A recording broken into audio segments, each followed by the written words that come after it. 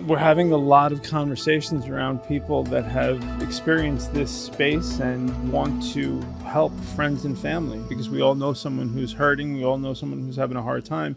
And as more and more people are learning about psychedelics in a therapeutic kind of capacity, more people are having these conversations about, well, how do I help someone else? So when friends and family kind of came around and started asking me, well, can you hold space for me? Because this is my first time or whatever it is, I'm uncomfortable. Can you be there for me? The instant answer was like, of course I'll be there for you, because I know it's no thing. Meaning I know you're going to do your work on your own. You're going to close your eyes, you're going to go into your space, and you're really going to take this introspective ride. So if I could kind of hang out in the other room and just hold space for you and make sure that anything that you need in your external environment is catered to, then of course I'm going to do that. It's like, why not? So after a couple of sits with an individual, really the goal was to empower these folks, to empower them to do their own work without having to need something outside of their system. And then beyond that, maybe they could hold space for people too, if it's in their wheelhouse. So in this way, we're just kind of, we're empowering one another to help one another. And that's a beautiful thing. And I think that's kind of why we're here in this conversation together. Our paths crossed previously in ceremony. And I guess you had some questions about holding space on your own. Tell me why even we're talking today. Okay, so recently I had a breakthrough when I was sitting with medicine where it was no longer about cleaning things out. I was being shown to like step into this space to be able to be there for the world in this way.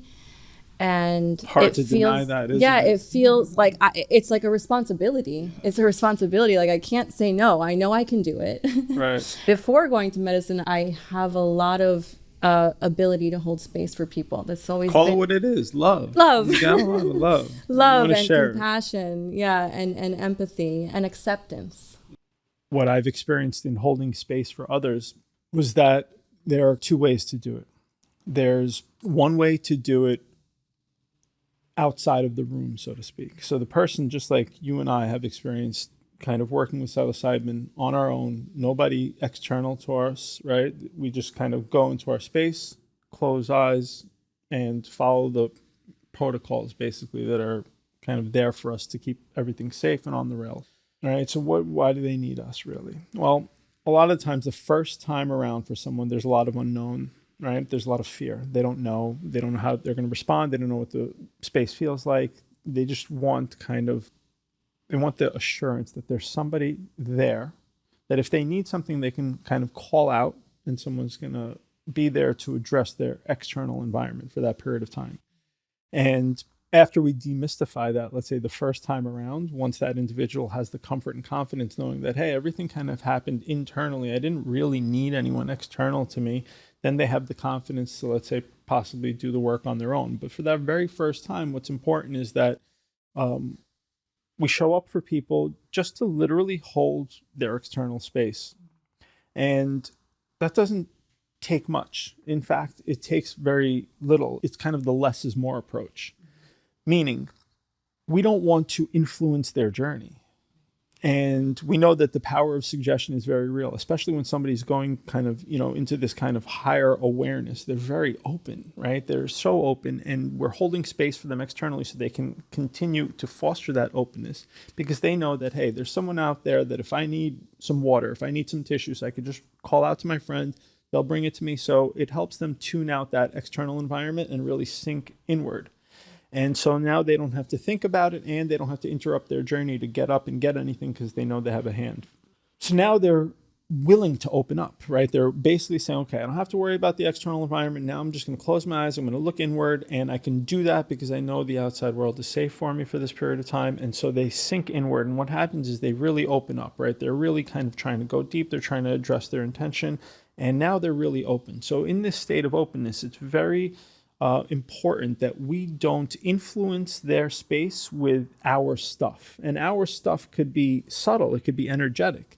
To the degree that I haven't done my own internal work, I'm still holding, and if I'm still holding, it's going to come out. It's going to come out in dialogue. It's going to come out energetically. It's going to creep beyond this form, because we know the human form is 98% space, right? So we know that nothing's really kind of, stuck inside of it. Everything's flowing around. And in this way, we can pass our energy over. We can pass our words over. And even the most well-intentioned word could be interpreted a different way by an individual, especially when they're so open, and it kind of influences their journey and takes them somewhere that perhaps maybe, they weren't ready to go. Even wanting healing for someone else is an influence, because it's solidifying the kind of dualist relationship where I am here, you are there, right? That's separation. And I want for you to heal. Now, that's my desire system, right? Maybe it's not your time to heal right now. Maybe today you're going to have, let's say, to undo some childhood trauma or some generational stuff that's been hanging around. Maybe it's not time to heal. But if I'm sitting there with my good intentions in my mind, focusing like, I just want you to heal, I want you to heal, I want you to heal. All I'm doing is I'm bringing my own stuff, my own desire system to the equation. I'm bringing that level of energy, which kind of polarizes us, because now you're someone who needs healing and I'm someone who's supposed to be healing you. And it's creating this like doctor-patient relationship. And in that polarity, there's no unity, there's no oneness. So we're pushing the person further away from healing just by our, again, good intention. So the idea is when we hold space, we let it all go. The title of the podcast is Getting Out of the Way. Getting out of the way is exactly that, and exactly for this purpose. Not only for ourselves and others, but to just kind of completely get our stuff out of the way so we don't influence their space. That's really what it's about. That's what holding space is, especially when you're doing it on the outside of the room. So the individual is, in their bedroom. We make sure that they have all their little accoutrements next to them, some water, some tissues, an eye mask, maybe like a hand towel, and a bucket, just in case, right? Just in case a purge comes up or something like that. That's all they really need in their space. And once they start off on their journey and they kind of are ready to go lay down and relax, we know that their room's already been prepared for them. They're going to lay down. They're going to close their eyes. They've been prepped beforehand, and we can talk about that also. But I leave the room, I close the door, I let them know that I'm within earshot of them.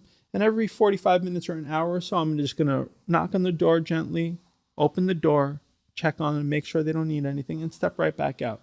That's the cleanest way to do it. And when I'm on the other side of the door, I'm also kind of mindful about what I am doing, meaning I won't be necessarily surfing social media. I won't be doing anything that lowers my vibe in being able to hold space for them. So maybe, we'll read a good book. Maybe we'll do some meditation, some stretching, whatever it is. It's a period of time, 4 or 5 hours. So that's really it. Holding space is so simple. Holding space is getting out of the way to make sure that we don't influence their experience. And even if they call us into the room, what's important is that we know that in that interaction, if there's dialogue happening, even if the person has a question, the most important thing for us to do is not to influence it. So to not influence it, we have to be a little sensitive. We have to kind of point people back inward. So if they ask a question about like, oh, I'm experiencing this, or I'm seeing this, or what does that mean? Well, what does it mean to you? Look inside. Just breathe. Close your eyes. The answers are there. We always kind of return them back to themselves, not to create an illusion that I have anything for you or that I'm going to answer your question. We'll do the talking afterwards. In the integration process, that's when the dialogue will happen, where we'll really unpack your experience. But right now, we need to make sure you have the cleanest experience possible that's not influenced by any outside factors. And so a good guide just knows how to get out of the way. That's really important. There's a level 2 to it. So level 2 is basically being in the room with them. Now, I wouldn't, in the beginning, in my process over the years, like in the beginning, I would not go into the room unless I was called into the room, unless I was going to check on them. Because I realized that I still had my own stuff that I was working out, and I didn't want to bring that in there. And so kind of years down the road in my process, working with ayahuasca, working with psilocybin, it was kind of explained to me in a way that there is another way to do it. And there is another way to, let's say, help the process along. But it requires, let's say, a desireless system. It requires a nobody.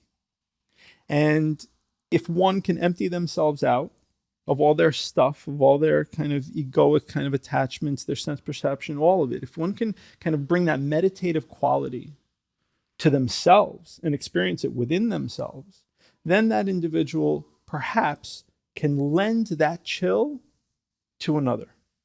So I can't give someone what I don't have, and I will give them what I do have. So it's really important that if I clear, once I'm down kind of further along in my process, further in, the more I clear myself out, the more I recognize this, let's say, state of emptiness.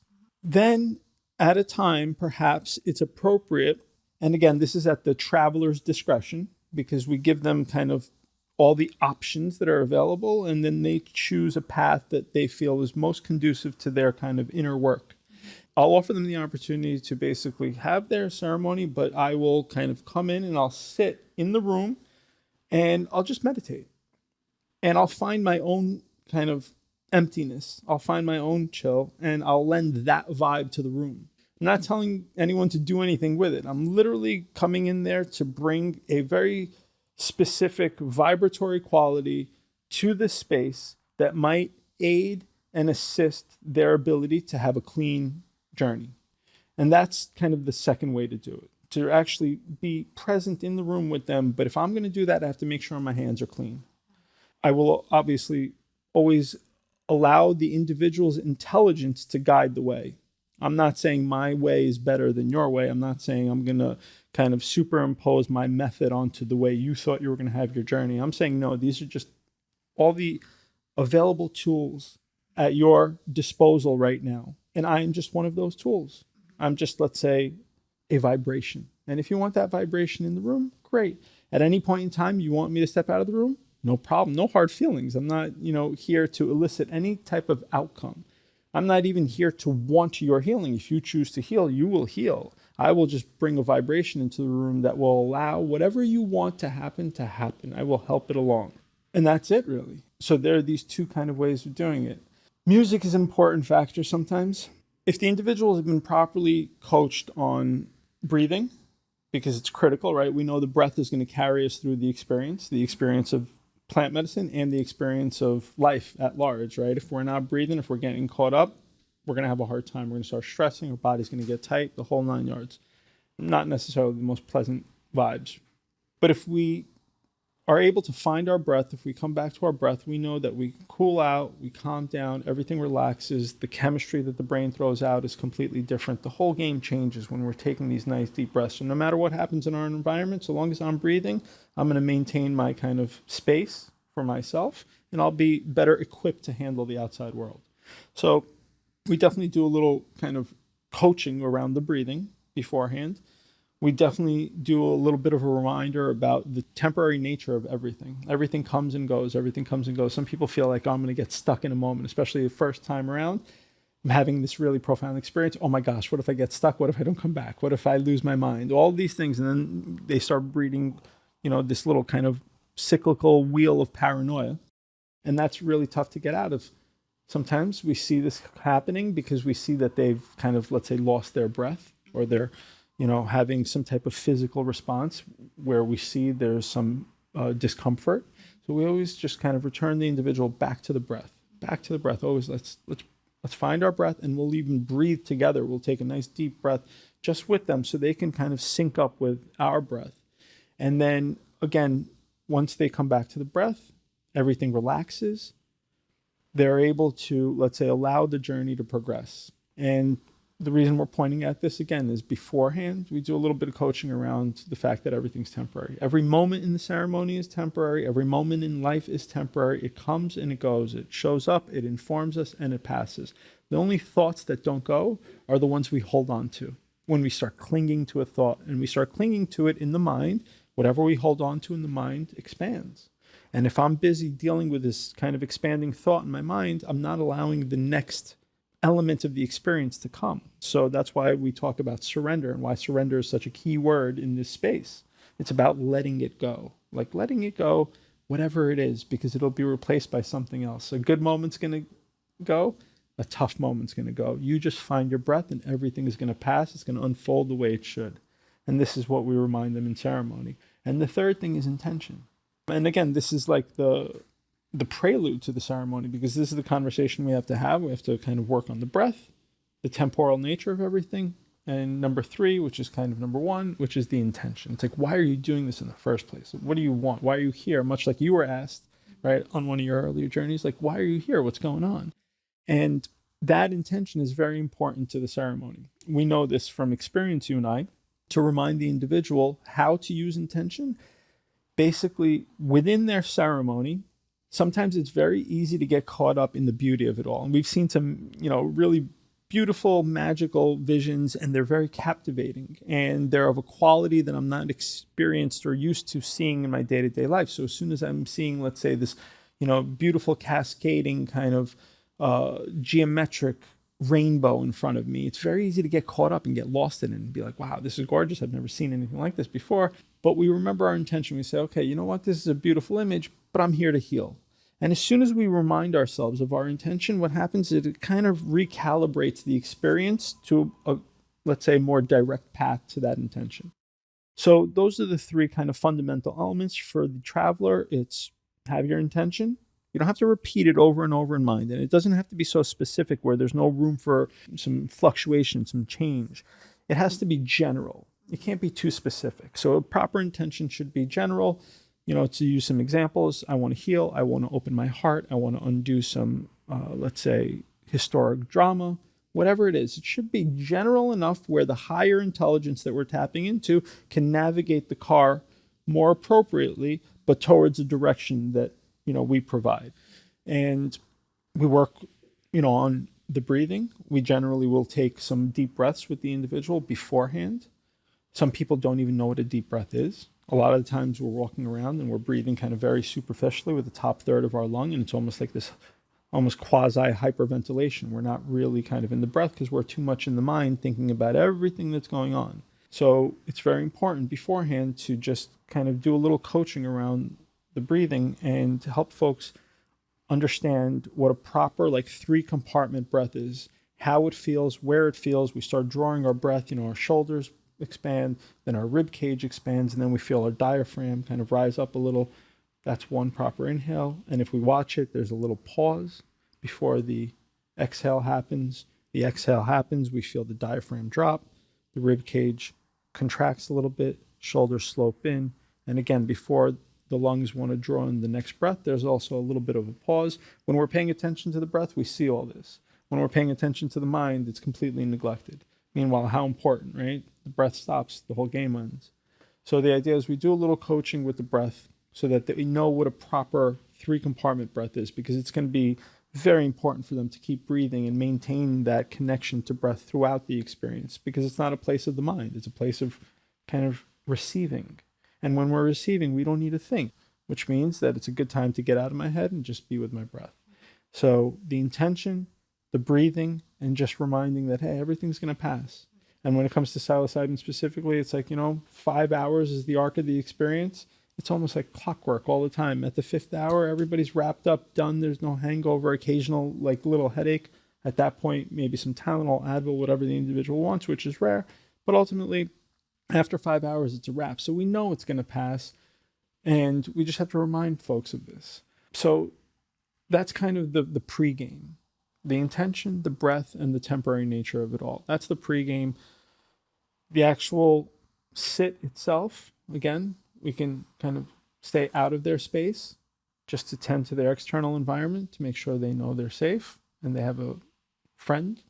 When we elevate our game, when we feel that we're clean and we're clear and we have this, let's say, vibe that we're willing to lend to the situation, we make that available to the individual. If they choose to have us in the room, great. If not, great.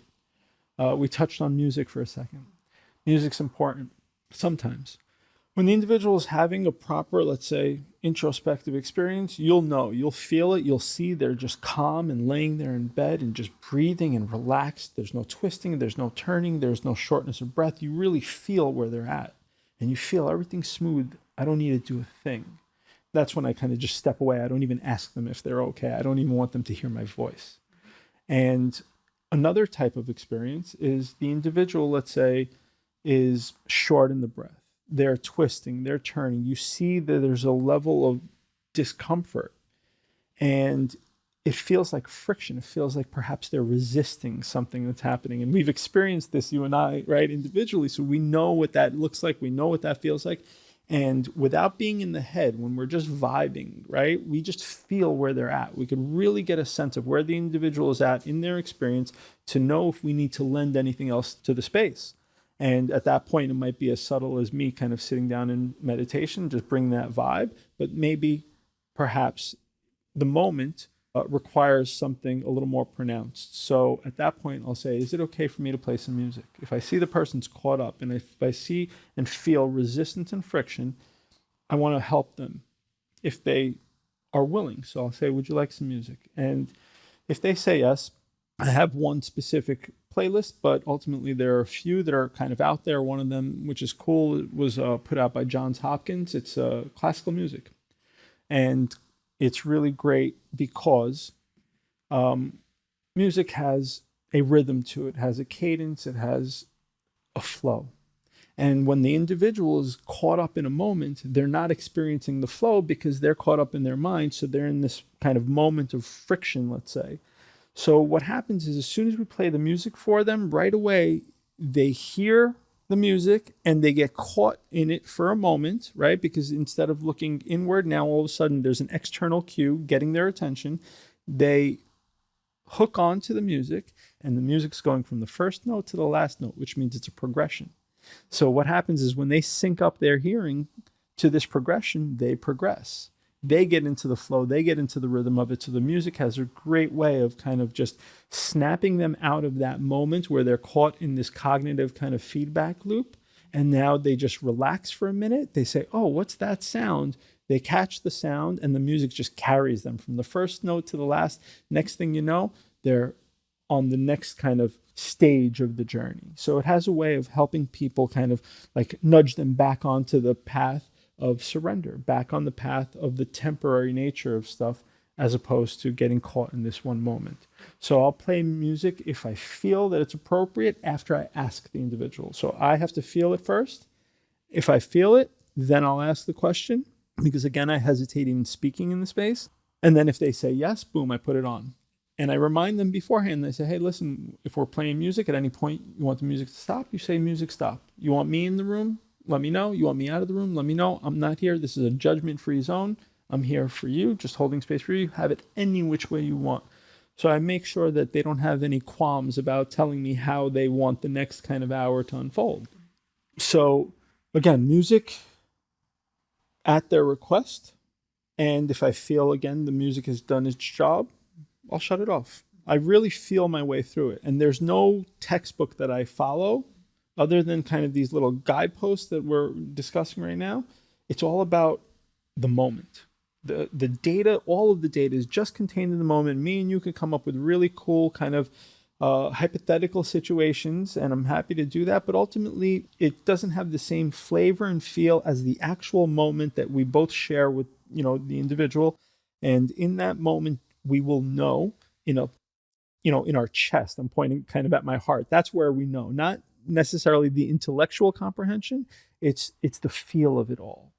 And again, having played in this space as you have, you understand what that's all about. You know when it's this vibe that transcends the mind. And that's what we're trying to tune into, because our mind, it'll lead us on a little wild goose chase every time, especially when someone's having a tough journey. The biggest thing is that we do this on our own, because to do it on my own is to understand the experience. And I can't help anyone if I've never done what they're asking me, to help them with. And that's why also sitting in the room is kind of, I would say, only to be done when the individual that's doing the sit, the guide, whatever word you want to put on it, is clear. You have to be clear without your own stuff.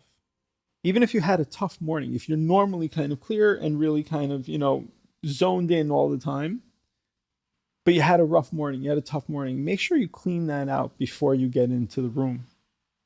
Whatever it takes, whatever tools that you use to kind of, let's say, preemptively clean the system out, use those tools, because we don't want to influence their experience at all, because then that's our karma. then that's my bad if I did that. And now that's something that I'm going to have to resolve here in me. And that's not necessarily the cleanest and most efficient way to play the game, so to speak. So, guiding on the outside of the room, very practical, hands off, silent, really get out of the way. Guiding inside the room, same thing, silent, get out of the way. We just have to really make sure that the vibration we bring into the room is harmonious to the kind of greater mission